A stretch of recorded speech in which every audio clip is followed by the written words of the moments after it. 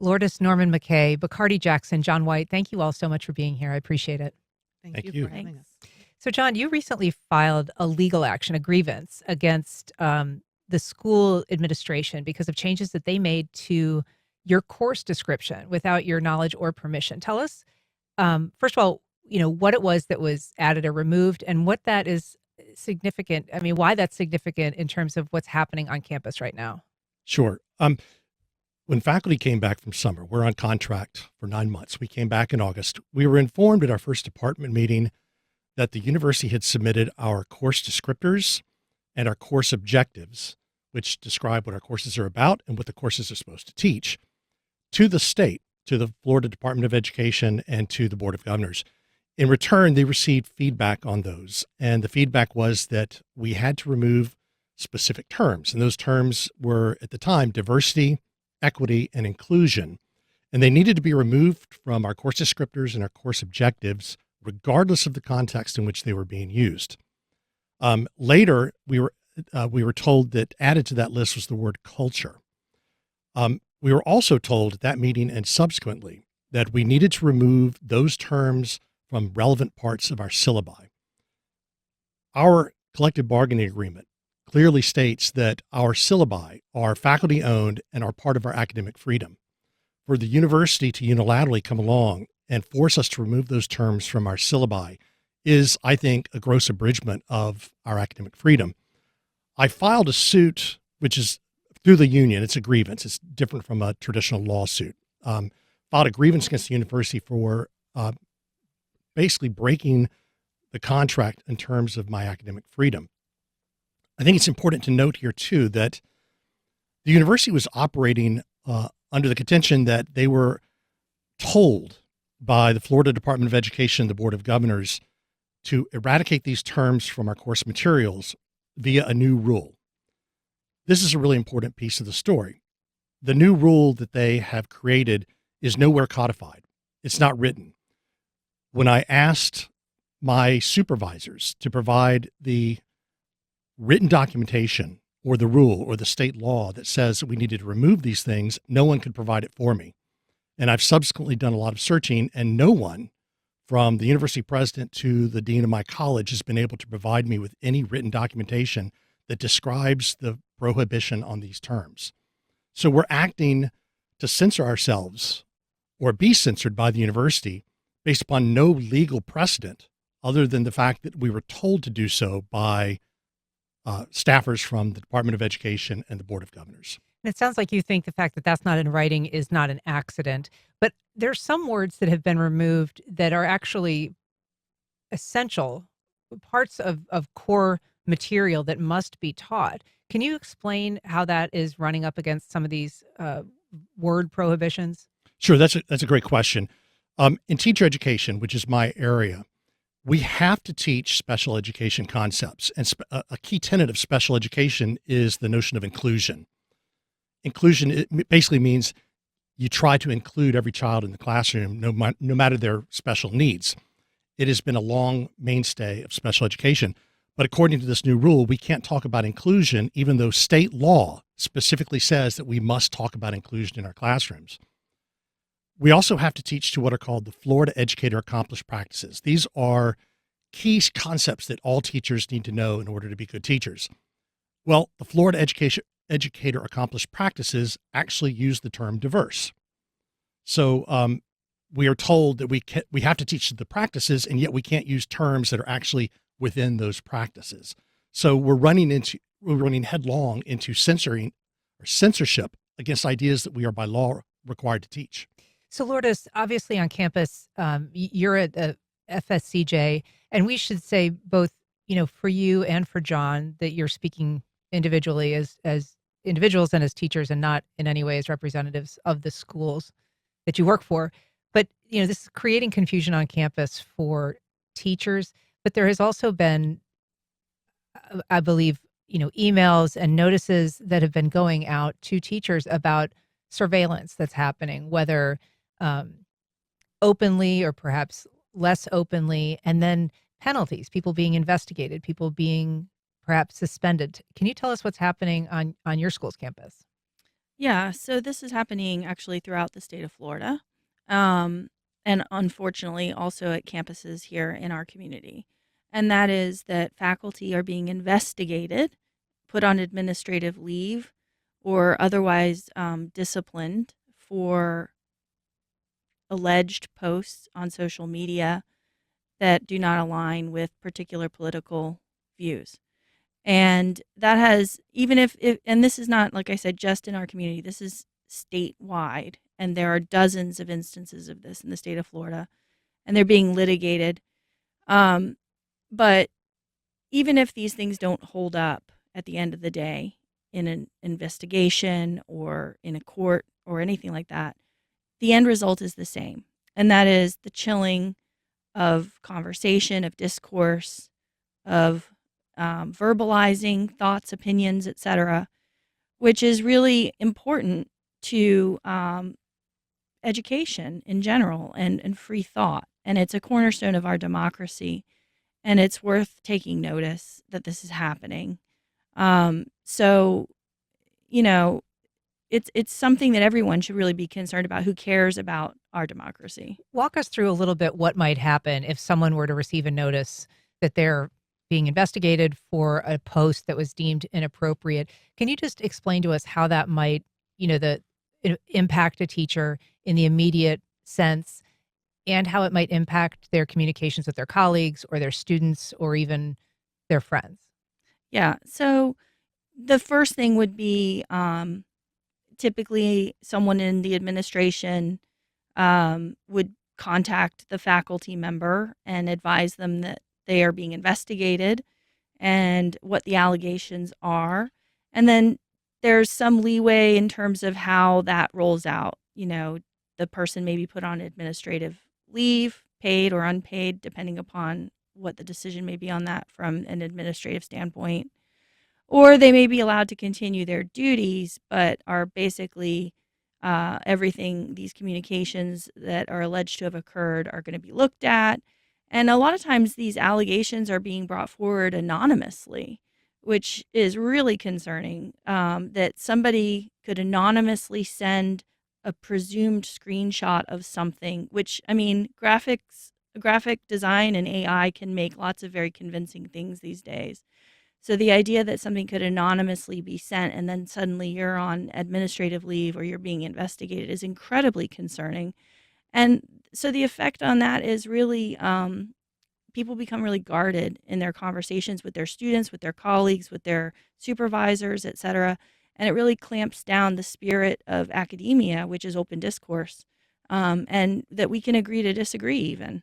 And I think, too, it hurts the students because you know, we are role models for students, and we show them, they see how we may respond to something with concern or closing our conversations off, and they model that too.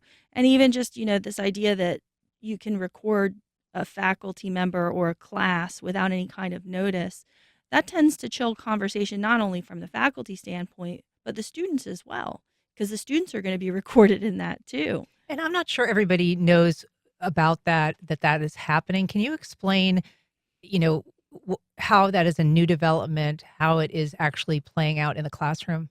Yeah, so that was a bill, the Stop Woke Act, that was passed not too long ago, years ago, but not too long ago. I think it was, 2 years ago at this point? 22, I think. 22. And basically, it allows, so in the state of Florida, you have to have consent to record conversations in most cases. From both parties or all parties? Correct. But this kind of changes that in that it allows recording of class sessions without any kind of notice to anyone who may be recorded in that action.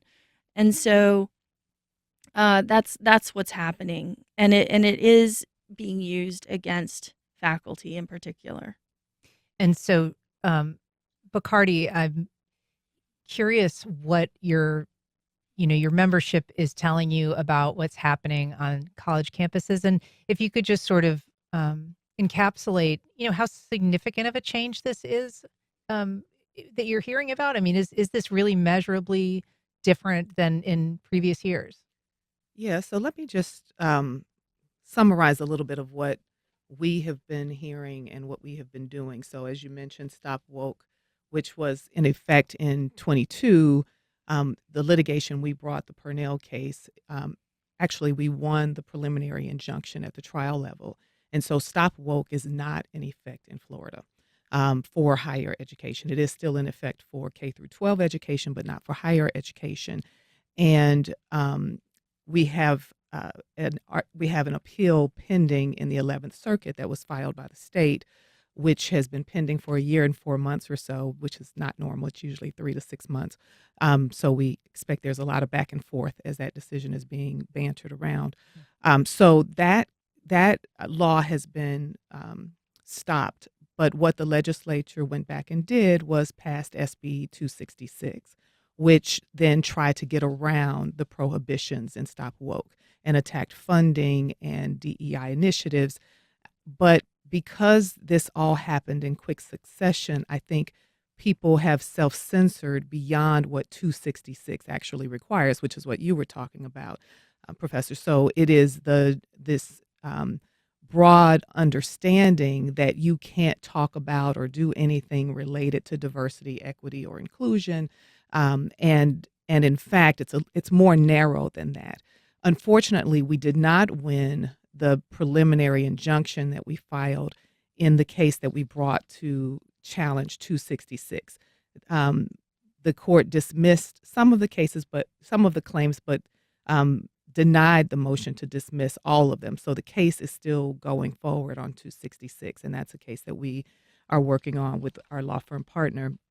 And so in that case, we see a professor who was denied funding to do research or present research, and that's what's been at stake in 266. But of course, what we are seeing right now, and because of what recently happened with Charlie Kirk, I think has been another impetus to see a new wave of repression or a new justification for the repression that's already been happening, is we are seeing now this AI surveillance that is going into people's private accounts, students and faculty alike. We are certainly hearing about the broadening of state interference in people's personal lives. This is really deeply disturbing. And we've been talking about some public facing posts that people have been disciplined for, here, for instance, in Duval County. But you are referencing posts that have either been removed or were timed to be limited or were not put out to the public in the first place. And so who is surveilling that, and where are those surfacing? Well, I think that's a question that it remains to be answered. And I have been very curious about that and have been hopeful that we will see a number of journalists and activists doing some deep diving. We, for instance, just filed at the end of September a case on behalf of Brittany Brown with the Fish and Wildlife Conservation Commission because she was fired because she reposted a parody that was one of those 24-hour stories. It's not even a post that stays, but some group called Libs of TikTok screenshotted it and put it next to her face and said this person should be fired. And so she was the next day fired. And so we are definitely seeing this surveillance that is happening, I think, from both private organizations or individuals who are pushing out, who are sort of acting as these kind of private enforcers, if you will, of certain ideologies. And then you also, at least what we have heard, is that AI has been in use by the state for a number of reasons. One of the ways also that free speech has been suppressed on campus is through this so-called immigration enforcement and the use of ICE on campuses. And so we know there was also AI surveillance in that regard going through students who had some sort of status, immigration status, that they were being monitored. And that's how a lot of those students were having their statuses revoked. I just want to ask you, though, I mean, kind of back to my original question, how different is this moment? Well, this is sadly not entirely different from our history, but it harkens all the way back to the McCarthy era and the Johns Commission in Florida. This is the stuff that we read about in history books that we may no longer be able to read about in history books if history continues to be edited. But this is the kind of repression that you do not expect to see in a modern democratic nation. So this is very different. This is beyond the pale of anything that I could have imagined. And I think what is ironic about that is it is on the heels, or this movement has built on this whole notion of freedom and this whole notion that we should be free to speak our minds. But at the same time, they are saying that they are working really, really hard to suppress ideas and thoughts and concepts that don't match with their ideologies. And so that is striking, because one of the cornerstones of democracy is that the First Amendment protects all forms of expression, even if it's offensive, even if it's controversial, even if it's disruptive, and that the government should not be engaged in suppressing that speech. And we are seeing this blatantly happening in Florida, the suppression of expression. Lourdes. Yeah, so I'm thinking of the requirement that we submit syllabi well in advance through a platform at this point. I think this is all state schools now are having to do this. And we are told exactly what has to be in those syllabi in terms of content that they want screening for. And this is because they're screening it through AI ahead of the class being, taught in the given semester. And I think that should be another flag in terms of freedom of speech. And they're looking for, AI is good, but it's still growing and learning. And so right now, I haven't seen what the results of these screens are other than looking for keywords primarily. I don't know that the average person understands that it would be unusual to have to upload your syllabus into some sort of statewide database or someplace where state officials could review. How unusual is that, John? It's not unusual. We've been doing that for years. I think people have this idea that we're doing things in secret. We've never been doing things in secret. Our materials are subject to the sunshine laws. They always have been. The difference now is the state is demanding we do so 4 months in advance of when the course starts. If you keep in mind, our courses at UNF start in August. We are not under contract from June, July, and early August. So they're telling us now our courses have to be ready to go the spring before the next term. And most of us tweak and update our syllabi based upon the needs of our students and as things happen. But I think Lourdes has a great point here. The reason for that advanced 4 months advanced notice or 4 months advanced posting of our syllabi is so the state can monitor what we're putting in there via word searches, et cetera. It has a chilling effect. While we were talking, I was looking this up. Senate Bill 266, which the ACLU is bravely fighting, specifically says that our syllabi and other materials, that we can't talk about systemic racism, sexism, oppression, and privilege, or that they are inherent in institutions of the United States or created to maintain social, political, economic injustices. I'd like to point out that this, by definition, would prohibit history professors from talking about the 13th, 14th, 15th, or 19th Amendments to the United States Constitution. It would forbid us from talking about the Dred Scott decision, the Plessy versus Ferguson decision, the Kawamatsu decision, Jim Crow laws, anti-miscegenation laws. It's such broadly written statute that it is silencing us from talking about a myriad of things that are central to American governance, the republic, and democracy itself. I'm seeing at UNF the prohibition on those terms that I mentioned, diversity, equity, inclusion, and culture, are now being taken out of a bevy of other course materials because the wording of the law is so vague, and there's so much fear of us being monitored by not necessarily just our administration, but outside special interest groups trying to play a game of catch us at something, even though my colleagues and I went into this profession to teach young people to think critically. And that's exactly what we're trying to do. And some of us are trying to do that despite what the state is telling us not to do. In other words, the state is trying to tell us to shut the hell up. I mean, one example of that limitation is, for instance, sociology classes not being allowed to use the word culture Yes. In teaching about other cultures, which is obviously an impediment. Yes, but one of the surveillance issues that we were briefly talking about ahead of the show is the idea that, while generally communications that are sent through a government email, and that includes state colleges, those are public record, but that there is now a broader sense of what could be exposed or requested, and that would include private text messages between professors, private emails, even between professors, if they're referencing something that's happening related to school business. And that would seem to open up a whole new channel of concern and potential invasion into privacy. It does. It certainly does. I think faculty have an assumption of privacy with their text messages, and they need to know that really does not exist.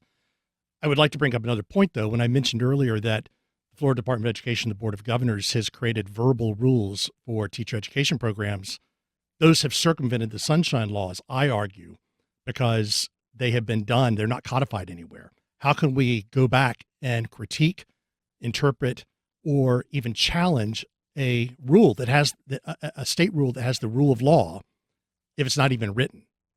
Bacardi. Yeah, I just wanted to, one, lift up and applaud Professor White, because one of the reasons that some of the claims were dismissed in the SB 266 lawsuit that we have brought is because the judge found that self-censorship is, in fact, self-imposed injury for which there is not relief. And so it is incumbent on professors to have the kind of courage that you have to hold the state accountable, to make the states do or say specifically what it is that they are prohibiting, as opposed to professors trying to interpret that and just self-censor. And that's a real problem, and as you talked about. Break that down a little bit for people who aren't as versed in how the law works. I mean, what you're saying is that if you self-censor and you haven't said something, but you're doing it voluntarily, essentially, then there's no actionable kind of legal challenge that you can bring, as opposed to if you're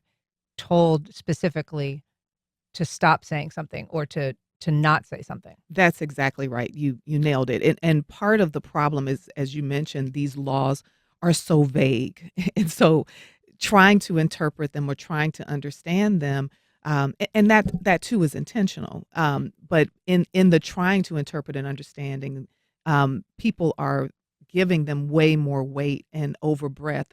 And unfortunately, the judge found that that kind of self-injury is not something that the court can provide a remedy for. And so people should be waiting to see what the state says is the actual rule. If you don't know what that says, don't assume it is broader than it is, or assume you cannot do the things that we know they've been, hinting at, but that they have not directly stated, they have not codified, they have not given any guidance for which you can actually know what it is that you are prohibited. What are those lines? We need to make them say that. I mean, it's sort of funny because we're talking about, impositions and restrictions on the behaviors of teachers, but really they're freer in some ways. I mean, we're living in a real world. The schools are taking these actions because they're concerned about losing funding.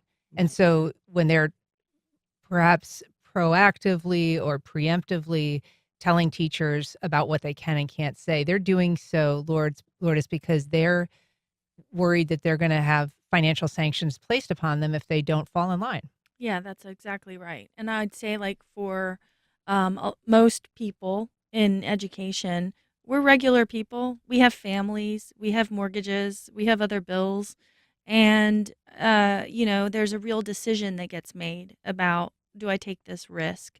And I think, Bacardi, your comment about being brave is well placed. It is an act of bravery to speak out, because there are real consequences. We're seeing these real consequences falling on our peers, on regular citizens. And I think that it's very important to stand and recognize that these are regular people. These aren't people with big platforms. These aren't people like Charlie Kirk, to be clear. And so it's very interesting to see how that affects what we do day to day. And it does, and our administrators also have bills to pay. They're human beings and people as well, making decisions.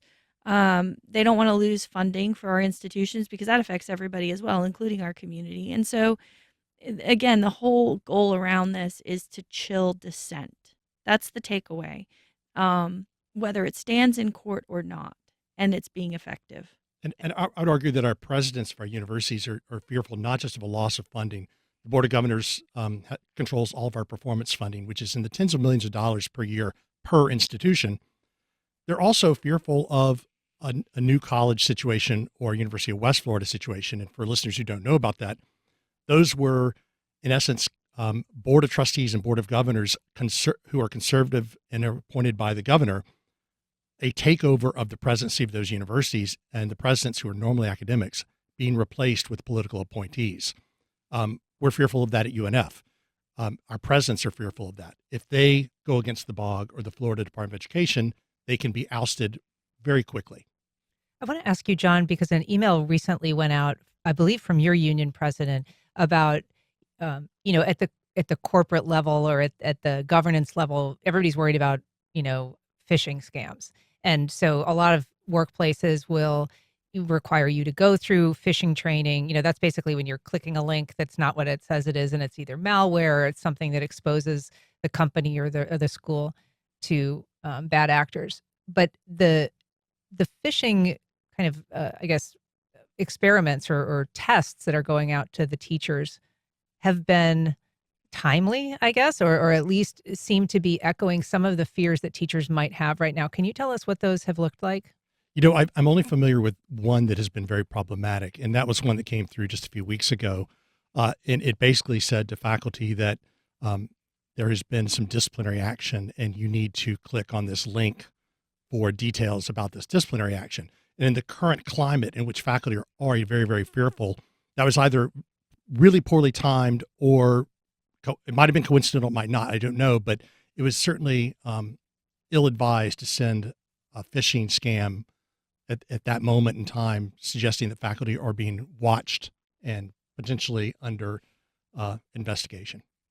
Bacardi, how different is this situation in Florida versus the rest of the country? I mean, we know that, the assassination of Charlie Kirk has impacted conversations in workplaces and schools around the country. And these are conversations that are being had, throughout the country. But is Florida an outlier? Is Florida just similar to what's happening elsewhere? It does seem like there's other states where colleges are more kind of pushing back. The leadership of colleges pushing back on some restrictions. And it seems perhaps that maybe isn't as strong an inclination at the schools in Florida, at the state colleges. Yeah, I think I'm hearing from my colleagues at affiliates across the country that there are certainly similar things. I always have to apologize being from Florida because our greatest export seems to be these really regressive policies that then take hold across the nation. As we say, Florida is coming for America. And so, you tend to see a lot of copycatting of legislation that comes out of Florida, other states implementing that are inclined to act like Florida. But certainly there are some frontline states that are trying to hold the line and hold on to the constitutional principles of the First Amendment and protect free speech, especially on our college campuses where you should have open dialogue and it should be a robust exchange of ideas. And so we definitely have seen private colleges in some instances push back, but we also see our president going for funding at those universities as well. And so even they aren't safe. Typically, you would have government respecting the boundaries of private corporations and institutions, but here, this repression is so great, this movement is so great to put a particular ideology into place and to ban. I mean, if your ideas are so great, and your ideas are so right, why do you have to work so hard to suppress other ideas? Why do you have to work so hard to keep them even from private spaces if you are so correct? And so every American who believes in freedom and the First Amendment should be absolutely alarmed, no matter what side of the political spectrum you are on. I mean, I will say, and ask any of the three of you to answer, but I mean, this is a reaction people who are supportive of these policies would say to a culture of censorship on campus, that, conservative voices have been silenced, that there is a liberal bias in academia, that students who, didn't kind of believe in those principles were not feeling free to speak out on campus, and that this is a reaction to that, a corrective. I would take umbrage with that. I think those folks need to come and sit in my classes. We have great discussions. I hear from conservative students all the time, and I have pushback from students about various ideas, but that's what it's all about. I don't, by any means, want any student not to speak to me. Our classes should be places of open dialogue and discussion. That is what universities were meant to do. If my students are so fearful of, or any student is so fearful of a new idea, well, maybe they shouldn't be in college, because the reason to be in college is to be exposed to those ideas. But I know that there's a talk of liberal bias on campus. I just don't see it in the actual teaching and day-to-day activities that are happening in our classrooms. I mean, this is a very conservative place we live in, and to suggest that somehow we are radically different and indoctrinating children and students into a liberal ideology is just patently absurd. Lourdes, your thoughts about that? Yeah, I mean, I have trouble getting students to turn in their homework. I don't know about indoctrinating them. So I think it's, that said, I think that freedom of speech for everyone is important. And if there are people who feel like, oh, I wasn't, respected in my right to share my thoughts or my ideas, their concern is valid, and our concern is valid too. And all this to say that freedom of speech is freedom of speech for everyone. And that at this point in time, if we want to make things better, this isn't the way to do it. And so we really need to think about what the end goal is here, and stop this back and forth partisanship battling. It's not helping anyone. It's not going to make our place, of employment or study better. It doesn't make our community stronger. It doesn't help America, period. And if we really want to get to the heart of it, I mean, I think we can go to a couple of admissions by the President of the United States, which are admissions that, he's educated people aren't fond of him, and that, this is generally, we have seen a culture of attacking education, whether it's at the K through 12 level and the race to the bottom for public schools, taking away certification requirements in this state in some instances, and seeing schools defunded, or whether it is at the level of trying to defund and destabilize education at higher ed levels. It's happening all over. Well, it's an important conversation. Thank you all for coming in today. Lourdes Norman-McKay, Bacardi Jackson, John White, appreciate you sharing your thoughts. Thanks for doing it. Thank Thank you you. for having this conversation.